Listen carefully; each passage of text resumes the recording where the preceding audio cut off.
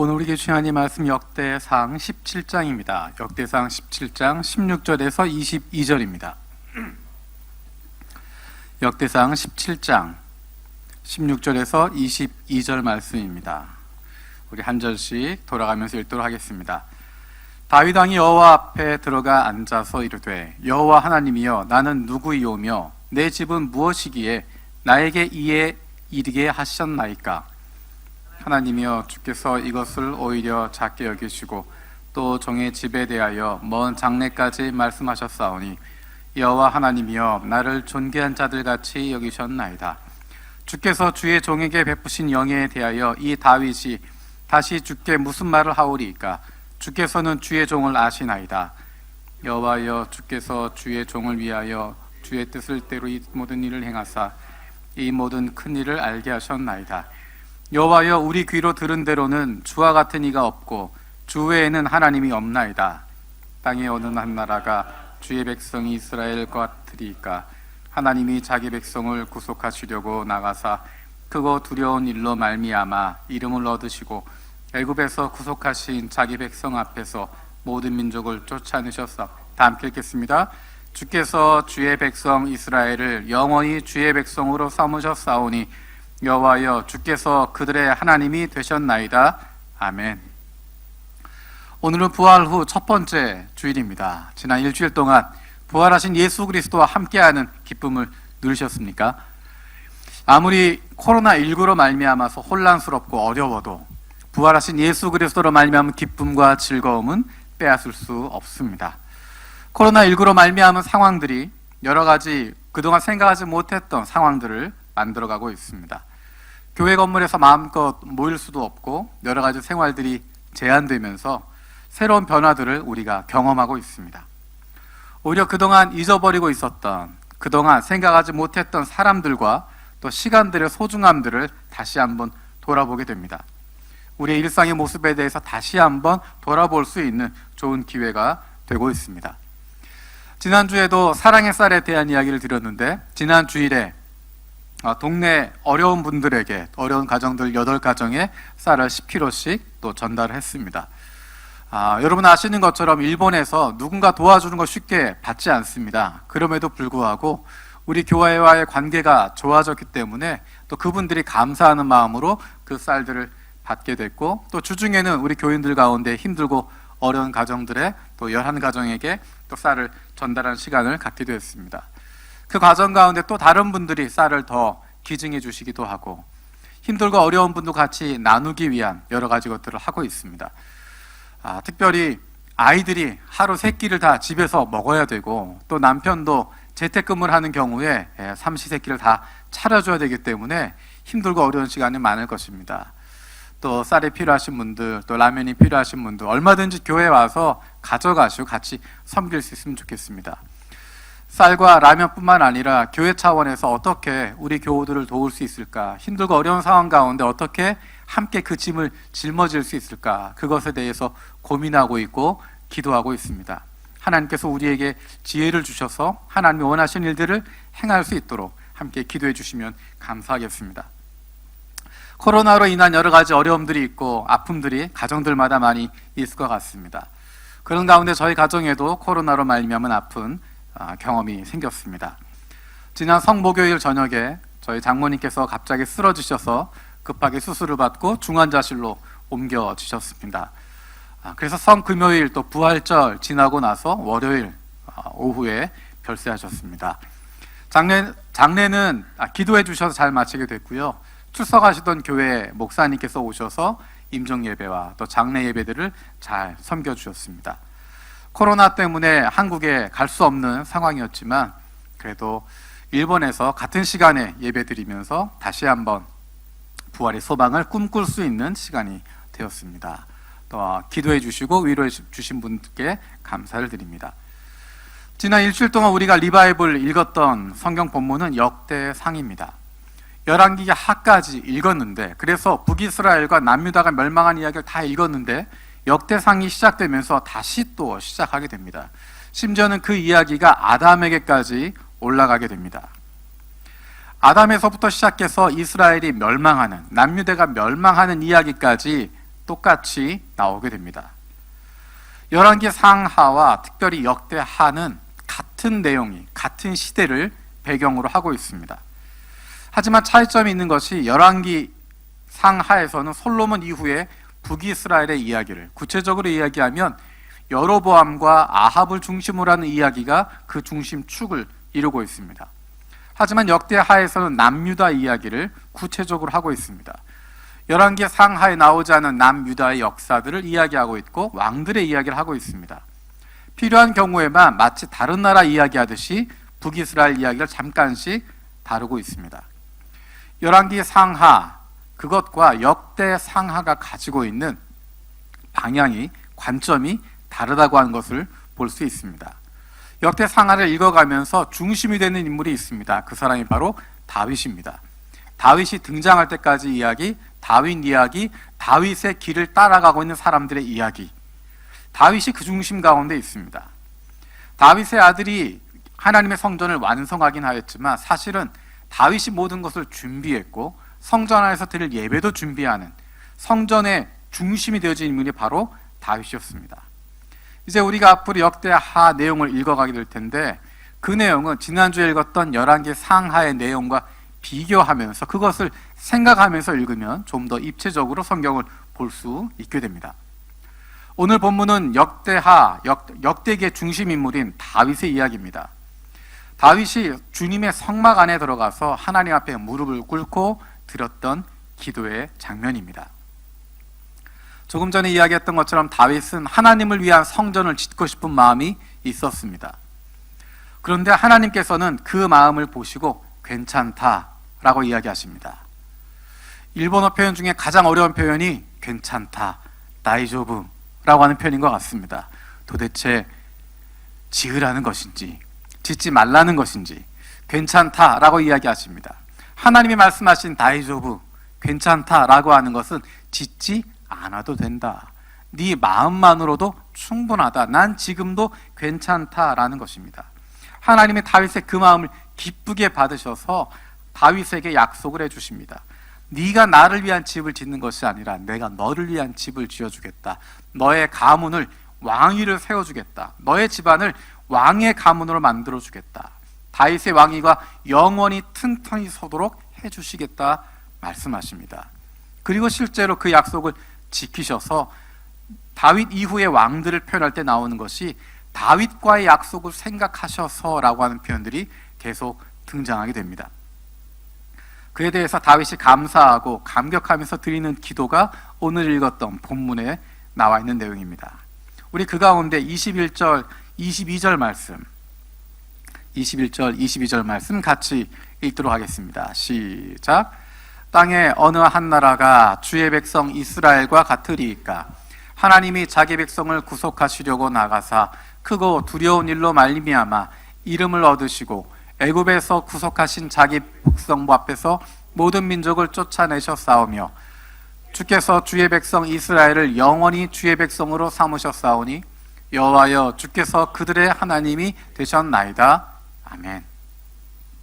오늘의 본문을 통해서 설교 제목인 내가 누구이기에, 내가 누구이기에라고 하는 것은 다윗이 그의 신앙을 고백하고 있는 표현입니다. 내가 누구이기에라고 고백하는 다윗의 인생을 돌아볼 수 있기를 원합니다. 세 가지를 같이 나누려고 합니다. 첫 번째로 다윗은 내가 어떤 존재인지를 기억하는 사람이었습니다. 내가 어떤 존재인지를 기억하는 사람입니다. 나의 과거가 무엇인지를 기억하는 사람입니다. 지금 다윗은 왕 위에 올라가 있습니다.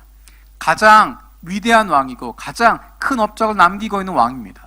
이방에 있는 모든 나라들이 그를 존경하고 있습니다. 그에게 대적할 것이 아무것도 없습니다. 하나님의 사랑을 받고 있을 뿐만 아니라 백성들의 사랑을 받고 있고 이방 나라들의 존경을 받고 있는 가장 높은 위치에 서 있는 가장 성공한 왕의 모습을 가지고 있습니다. 하지만 다윗은 지금의 모습만 생각하면서 교만해지지 않습니다. 왜냐하면 자신의 모습이 어떤 모습인지를 기억하고 있기 때문입니다. 내가 누구인지를 잘 기억하고 있기 때문입니다. 우리 16절, 17절 같이 읽어보겠습니다. 16절, 17절 시작. 다윗 왕이 여호와 앞에 들어가 앉아서 이르되 여호와 하나님이여 나는 누구이며 내 집은 무엇이기에 나에게 이에 이르게 하셨나이까. 하나님이여 주께서 이것을 오히려 작게 여기시고 또 종의 집에 대하여 먼 장래까지 말씀하셨사오니 여호와여 하나님이여 나를 존귀한 자들같이 여기셨나이다. 나는 존귀한 사람이 아님에도 불구하고 우리 집이 별것이 아님에도 불구하고 우리가 모자람에도 불구하고 하나님께서 나를 여기까지 인도하셨다는 것입니다. 그것은 다윗 자기만의 고백이 아닙니다. 다윗뿐만 아니라 이스라엘에 대한 고백입니다. 이스라엘이 뛰어난 민족이 아닌데, 특별한 것을 가지고 있는 것이 아닌데, 능력이 있는 것이 아닌데 그들을 사용하셔서 하나님의 백성으로 삼으시고 승리를 주셨다는 것입니다. 그 고백을 하고 있는 것이 21절, 22절입니다. 다시 한번 읽어보겠습니다. 21절, 22절 시작. 하나님이 자기 백성을 구속하시려고 나가사 크고 두려운 일로 말미암아 이름을 얻으시고 애굽에서 구속하신 자기 백성 앞에서 모든 민족을 쫓아내셨사오며 주께서 주의 백성 이스라엘을 영원히 주의 백성으로 삼으셨사오니 여호와여 주께서 그들의 하나님이 되셨나이다. 아멘. 이스라엘이 뛰어나다는 의미가 아닙니다. 그들이 대단하고 놀라운 것이 아닙니다. 하나님이 하셨다는 것이 놀랍다는 것입니다. 자격이 없는 이들을 찾아가시고 주님의 백성으로 삼으셔서 당대 최강이었던 이집트와 싸워서 이집트로부터 구해내셨다는 것입니다. 그리고 그들을 주님의 백성으로 삼으셨다는 것입니다.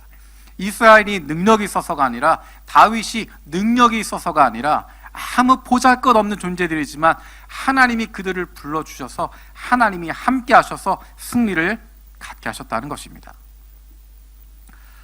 제가 알고 있는 선에서 가장 전투력이 뛰어난 군인들을 고르라고 하면 707 특전사를 부를 수 있겠습니다.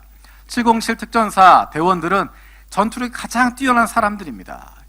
일당 100이라고 말할 수 있는. 그런데 그런 사람들을 모아가지고 한 팀을 만들어서 적과 싸워서 이기는, 그것이 아니라 그냥 지나가는 동네 아저씨들 불러다가 팀을 만들고 그 사람들을 데리고 상대편 특수부대와 싸워서 이기게 하는 그런 것과 마찬가지입니다. 그렇게 모여 있었던 동네 아저씨들이 승리를 한 이후에 우리가 잘 싸워서 우리가 능력이 있어서 이겼다라고 말할 수 있을까? 그렇지 않습니다. 우리는 능력이 없지만, 우리는 아무것도 할 수 없지만 하나님께서 우리와 함께 하셔서 승리하셨다라고 고백할 수밖에 없는 것입니다. 다윗은 자기가 어떤 사람인지, 자기의 가문이 어떤 가문인지를 정확히 알고 있습니다. 다윗이 골리앗을 죽인 이후에 사울은 약속했던 것처럼 경품을 걸었던 것처럼 그의 맏딸 메랍을 아내로 주려고 합니다. 그때 다윗이 사울에게 이야기합니다. 제가 누구이며 제 혈통이나 제 아버지 집안이 이스라엘에서 무엇이기에 제가 감히 임금님의 사위가 될 수 있겠습니까? 우리 집은 별것 아니고 우리 아버지 집 별것 아니고 나는 별것 아니기 때문에 그런 만한 자격이 없습니다라고 이야기하고 있습니다. 그리고 그 마음을 계속 지키고 있습니다. 자기가 지금은 왕이지만, 큰 것을 이루고 있지만 내 근본이 어땠는지, 내 과거가 어땠는지를 기억하고 있었기 때문에 다윗은 교만하지 않고 자만하지 않고 과거에 있었던 그 경험이 다윗을 달라지게 만들어주는 것입니다. 조선시대에 영조라고 하는 왕이 있습니다. 이 영조는 숙종의 아들입니다. 관계가 좀 복잡한데 숙종 이후의 왕이 경종입니다. 그 다음이 영조 임금입니다. 숙종의 큰 아들이 경종이고 작은 아들이 영조입니다. 그런데 경종이 왕이 된 이후에 몸이 약한 상태로 자녀가 없었기 때문에 그 동생인 영조를 세자로 삼게 되고, 그가 죽은 이후에 영조가 왕이 됩니다. 그런데 이 영조에게는 아픈 과거들이 있습니다. 첫 번째는 그의 어머니에 대한 부분입니다. 영조의 어머니는 무술이었습니다. 궁의 나인이었던 무술이 최씨의 아들이었습니다. 그래서 그가 태어났을 때 다른 대신들은 그에겐 왕으로서의 자격이 없다라고 했습니다. 천한 것이라고 이야기했습니다. 그는 왕이 될 만한 존재가 아니었습니다. 그래서 그것을 알고 있었기 때문에 영조는 왕이 된 이후에, 세자가 된 이후에도 학문에 열심을 다했습니다. 열심히 공부하고 자격을 갖추었습니다. 열심히 백성들을 사랑하고 돌보는 완벽한 모습으로 수많은 일들을 이루게 되어지는, 자신의 과거를 알고 있었기 때문에 열심히 살았습니다. 또 한 가지, 그는 단파 싸움 가운데서 노론과 소론 가운데 노론이 그를 앞세웠다고 하는 것을 알고 있었습니다. 하지만 소론 가운데 일부 지도자들도 그를 지지했다는 것 알았기 때문에 그가 왕이 된 이후에 탕평책을 사용하게 됩니다. 영조가 가지고 있었던 또 한 가지의 아픔은 그가 그의 형인 경종을 독살했다라고 하는 의혹입니다. 그 형 경종이 죽는 과정에서 의도적으로 영조가 그를 죽게 했다라고 하는 의혹이 있습니다. 그것은 영조가 왕이 된 이후에도 사라지지 않습니다. 30여 년이 지난 이후에도 주변의 사람들이 그때의 일을 계속 이야기하고 있습니다. 그래서 영조는 그 과거의 기억이 있기 때문에 경종과 함께 했던 사람들을 우대합니다. 그리고 그 경종을 모셨던 내관들, 경종을 모셨던 그 사람들에게 자신의 아들을 돌볼 수 있도록 만들어줍니다. 과거를 잊어버리지 않았던 사람입니다. 내가 누구이기에, 다윗의 고백을 통해서 바라볼 수 있는 두 번째는, 다윗은 하나님이 함께 하시는 인생을 누리는 사람이었습니다. 하나님이 함께 하시는 인생을 누리는 사람이었습니다. 과거의 모습을 기억하는 것으로 끝나지 않습니다. 과거의 모습에 붙잡혀 있으면, 과거의 부족한 모습, 연약한 모습, 거기에만 붙잡혀 있으면 부정적일 수밖에 없고 열등감으로 가득 찰 수밖에 없습니다. 무기력할 수밖에 없고 나약할 수밖에 없습니다. 하지만 우리가 살펴보는 다윗의 모습은 그 안에서 무기력함도 없고 나약함도 없습니다. 부정적인 사고도 열등감에 가득 찬 모습도 발견할 수 없습니다. 다윗은 과거의 모습에만 사로잡혀서 무기력한 삶을 살아가지 않습니다. 내 과거가 어떤 것인지 기억하고 있지만 내 삶이 어땠는지, 우리의 집안이 어땠는지, 나의 존재가 어떤 존재인지 기억하고 있지만, 또 한 가지 다윗이 기억하는 것은 하나님께서 함께 하시기 때문에 일어난 변화를 그는 기억하고 있습니다. 나는 천하지만, 우리의 집안은 별것 아니지만 하나님이 함께 하셔서 우리를 세워주셨다고 하는 것, 하나님이 나와 함께 하셔서 날 여기까지 인도하셨다고 하는 것, 그것을 다윗은 인식하고 있습니다. 다윗을 높여주신 분이 하나님이라고 하는 것, 하나님이 함께 하셔서 내가 이 자리까지 오게 되었다고 하는 것, 그는 그것을 기억하고 있습니다. 우리 17절 말씀 다시 한번 읽겠습니다. 17절, 18절 읽겠습니다. 시작. 하나님이여, 주께서 이것을 오히려 작게 여기시고 또 종의 집에 대하여 먼 장래까지 말씀하셨사오니, 여호와 하나님이여, 나를 존귀한 자들같이 여기셨나이다. 주께서 주의 종에게 베푸신 영예에 대하여 이 다윗이 다시 주께 무슨 말씀을 하오리까? 주께서는 주의 종을 아시나이다. 주님께서 나를 아시고 나를 존귀한 자처럼 높여 주셨다는 것입니다. 주님께서 나를 세워 주셨다는 것입니다. 조금 전에 이야기했던 영조는 과거를 기억하고 있었습니다. 내 출생이 어땠는지, 내가 어떻게 자라왔는지, 무엇이 문제였는지를 잘 기억하고 있었습니다. 그런데 문제는 거기에서 벗어날 수 없었다는 것입니다. 과거를 기억하고 있었지만 거기에서 벗어나지 못했기 때문에, 그것 때문에 완벽주의자로 살아가게 됩니다.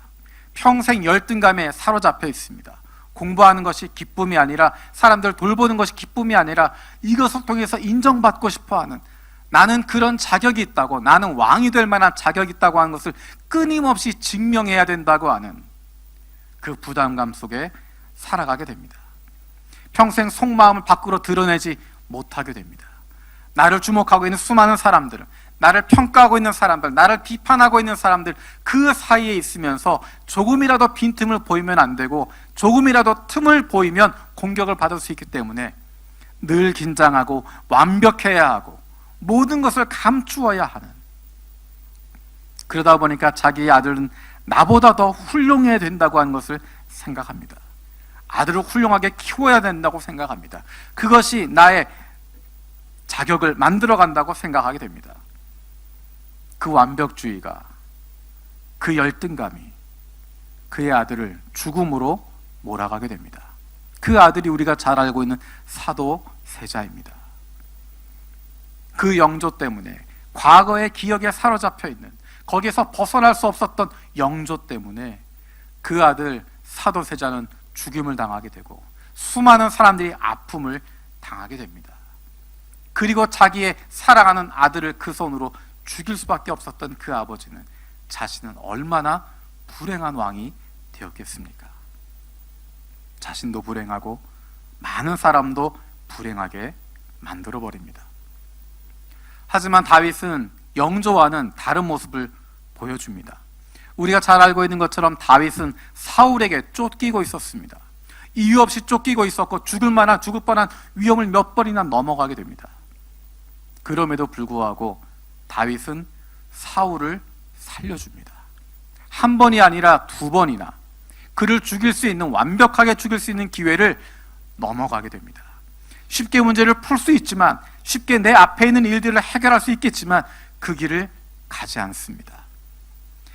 다윗이 과거에만 사로잡혀 있었다고 한다면 그 눈앞에 보여있는 문제를 풀기 위해서 사울을 죽여버리는 것으로 끝나겠지만, 다윗은 자신의 과거를 넘어서고 나와 함께 하시는 하나님을 경험하고 있었기 때문에, 나의 과거가 나를 더 이상 붙잡지 않고 있었기 때문에, 거기에 사로잡혀 있지 않았기 때문에, 하나님이 나와 함께하고 계심을 경험하고 인식하고 있었기 때문에 그는 사울을 살려줄 수 있었습니다.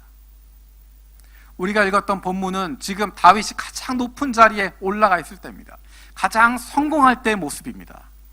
하지만 그 이후에 우리가 알고 있는 것처럼 다윗은 실패를 경험하게 됩니다. 자기가 사랑했던 아들 압살롬에게 쫓겨나는 경험을 하게 됩니다. 자기가 믿었던 사람들, 신뢰했던 사람들, 그들이 배반하는 경험들을 하게 됩니다. 그래서 시편을 기록하고 있는 것이 나와 함께 떡을 먹던 자가 나에게 발 뒤꿈치를 든다라고 표현하는 것처럼, 내가 정말 사랑했던 사람, 내가 돌봐줬던 사람, 나와 함께 한다고 생각했던 사람들이 나를 배신하고 떠나가 버리는 그 아픔을 경험하고, 가장 위대한 왕이었던 자리에서 가장 파렴치한 사람으로, 가장 훌륭한 왕의 모습에서, 가장 강력한 왕의 모습에서 내 목숨 부지하기 위해서 도망치지 않으면 안 되는 상황으로 급전직하함에도 불구하고 다윗은 거기에 연연하지 않습니다. 다윗은 거기에 좌우되지 않습니다. 왕권을 내어놓는다고 하더라도, 내가 가지고 있는 것 다 빼앗긴다고 하더라도, 내가 지금까지 이루었던 것들 다 사라진다고 하더라도 다윗은 거기에 흔들리지 않습니다. 왜냐하면 나의 과거를 기억할 뿐만 아니라 지금 하나님이 나와 함께 하시는 것 알기 때문에 그것을 누리는 삶을 살아갈 수 있었던 것입니다. 내가 누구이기에, 다윗의 신앙을 고백을 통해서 볼 수 있는 세 번째는, 하나님은 언제나 다윗과 함께 하셨다라는 것입니다. 하나님은 언제나 다윗과 함께 하셨습니다. 다윗은 자신이 어떤 존재인지를 잘 기억하는 사람이었습니다. 그래서 지금 왕임에도 불구하고, 가장 높은 자리에, 가장 성공한 모습에 있음에도 불구하고 교만하지 않을 수 있었습니다. 과거의 모습에만 붙잡혀서, 사로잡혀서 무기력한 삶을 살아가지도 않습니다. 하나님께서 함께 하시는 것을 알기 때문에 앞으로 일어나게 될 존재적인 변화를 그는 알고 있습니다. 앞으로 일어날 일들에 대해서도 기대하게 됩니다. 하나님이 언제 다윗과 함께 하셨을까? 다윗이 정점에 올라갔을 때, 이스라엘을 통일하고 통일 이스라엘의 왕이 되었을 때, 가장 훌륭한 왕이 되었을 때, 그제서야 하나님께서 이제 다윗 너는 내 마음에 든다 라고 말씀하셨을까? 다윗이 골리앗을 이기고 큰 승리를 거두었을 때 그때 하나님께서 그때부터 다윗을 주목하시고 이제 다윗은 뜨는 별이구나, 내가 그 별에 주목하겠다 하셨을까? 성경은 하나님께서 다윗이 아무도 그를 인정하지 않는 그 순간부터 다윗과 함께 하셨음을 보여주고 있습니다. 다윗이 위대한 왕이었기 때문에, 다윗이 하나님의 성전을 지으려고 했기 때문에, 다윗이 이스라엘을 통일했기 때문에 그에게 주목하고 함께 하신 것이 아니라 다윗이기 때문에 그와 함께 하시는 것입니다. 우리는 사무엘 선지자가 이새의 아들들 가운데 하나에게 기름을 부으려 왔던 장면을 기억하고 있습니다. 이새의 아들 중에 한 명에게 기름을 부어 왕으로 세우려고 하는데 그 아버지 이새의 머릿속에 다윗은 들어있지 않았습니다. 다른 아들은 다 부르는 자리에 다윗은 얘는 자격이 없다라고 생각하고 모두의 머릿속에서 떠나 있었던 사람입니다. 아무도 인정하지 않고 있을 때 하나님은 다윗을 보고 계셨고 그의 중심을 보고 계셨고 그를 사랑하시고 그와 함께 하셨습니다. 그것을 보여줄 수 있는 것이 그가 골리앗과 싸울 때 했었던 고백입니다. 전쟁에 능했던 용사였던 골리앗과 싸울 때 다윗이 가지고 있었던 경력은 단 한 가지뿐입니다. 나 목동이었어 라는 것입니다. 내가 양치는 목동이었어. 그런데 그가 내세운 경력 가운데 특이한 것은 내가 목동이었는데 양들을 치기 위해서 들짐승과 싸우게 될 때, 맹수들과 싸울 때 하나님이 나와 함께 하셨어, 하나님이 나를 지켜주셨어 라고 고백하는 것입니다. 그가 한낱 목동이었을 때, 다른 사람들이 인정하지 않는 상황일 때, 아무도 주목하지 않는 상황에서도 하나님은 다윗과 함께 하셨고 그를 지켜주셨습니다. 다윗이 하나님 말씀대로 행하고 있는 이스라엘의 위대한 왕이 되었을 때도 조금 전에 이야기했던 것처럼 그가 가장 사랑했던 아들에게 쫓겨나게 되는 그런 도망자의 신분이 되었을 때도 자신을 위해서 목숨까지 내어놓는 가장 충성된 장수 중에 하나인 우리아를 죽여버리고 그 아내를 강제로 빼앗아버리는 죄악을 저지르는 바로 그 순간에도 하나님은 다윗을 버리지 않으시고 그와 함께하고 계십니다. 그가 광야에서 도망하고 있을 때도, 왕이 되었을 때도, 실패할 때도, 믿음이 흔들려 있을 때도 하나님은 그를 결코 버리지 않으셨습니다. 그리고 그것을 다윗은 경험하게 됩니다. 이 순간에도 하나님이 나와 함께 하시는구나. 모두가 나를 다 버린 이 순간에도, 나 자신도 나에게 실망하는 이 순간에, 나는 더 이상 하나님 앞에 설 수 없다고 생각하는 바로 그 순간에도 하나님 나를 보고 계시고 나와 함께 하시고 여전히 나를 사랑하시는구나. 그 고백이 담겨져 있는 것이 바로 다윗의 시편들입니다.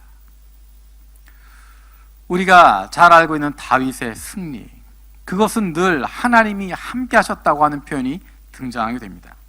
역대상 14장 17절에 보면 다윗의 명성이 온 세상에 퍼졌고 여호와께서 모든 이방 민족으로 그를 두려워하게 하셨더라. 다윗의 성취를 이야기하는 18장에도 18장 6절에 다윗이 어디로 가든지 여호와께서 이기게 하셨다라고 이야기합니다. 그 뒤에 나온 13절에도 마찬가지입니다. 다윗이 어디로 가든지 여호와께서 이기게 하셨더라.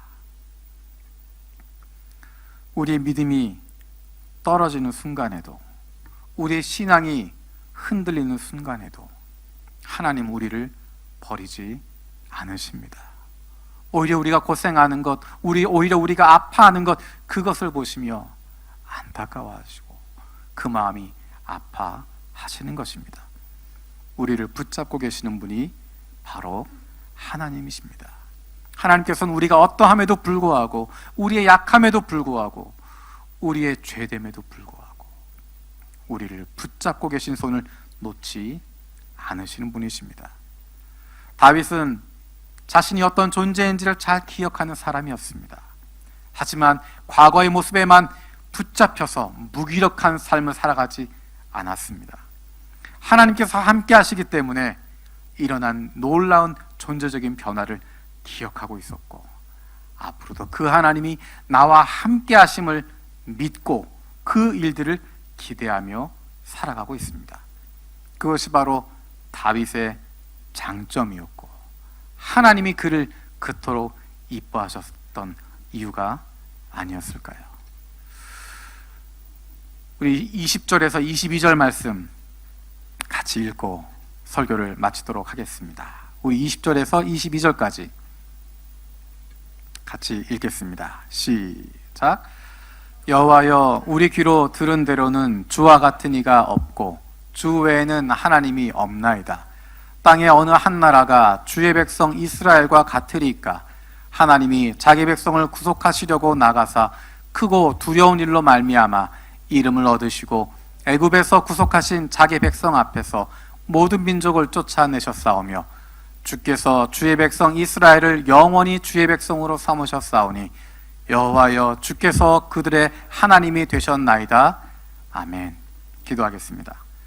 살아계신 아버지 하나님, 감사드립니다. 내가 무엇이기에 고백했던 다윗의 모습을 기억합니다. 주님과 같은 분이 또 계시다는 말은 들어본 적도 없고, 주님밖에 또 다른 하나님이 있다는 말도 들어본 적이 없습니다. 주님께서 이렇게 주님의 백성 이스라엘을 영원히 주님의 백성으로 삼으셨고, 주님께서 그들의 하나님이 되셨습니다. 고백했던 다윗의 고백이 우리의 고백이 되게 하여 주시옵소서. 우리의 과거를, 내가 어떤 존재인지를 잊어버리지 않는 사람들 되게 하여 주시고, 그로 말미암아 지금 나의 모습 가지고 교만해지지 않게 하여 주시옵소서. 하지만 과거의 모습에만 사로잡혀서 무기력하고 나약한 존재가 되는 것이 아니라 하나님께서 나와 함께 하시기 때문에 일어나고 있는 놀라운 변화들을 누릴 수 있는 저희들 되게 하여 주시옵소서. 우리의 어떠함에도 불구하고 우리를 붙잡은 손을 놓지 않으시는 그 하나님을 날마다 경험하게 하시고, 영원히 하나님의 백성으로 하나님의 자녀의 기쁨을 누리며 살아갈 수 있는 저희들 되게 하여 주시옵소서. 감사드리고 예수님의 이름으로 기도드립니다. 아멘.